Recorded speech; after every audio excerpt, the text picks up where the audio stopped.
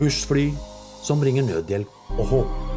Har du hørt om det ideelle flyselskapet MAF? Våre 135 bussfly lander på korte jungelstriper, åskammer, i ørken og sumpområder. Ofte under ekstreme forhold for å hjelpe mennesker i fattigdom og nød. MAF flyr for å hjelpe mennesker i isolasjon, konflikt og katastrofe. Følg MAF Norge på sosiale medier, eller besøk MAF.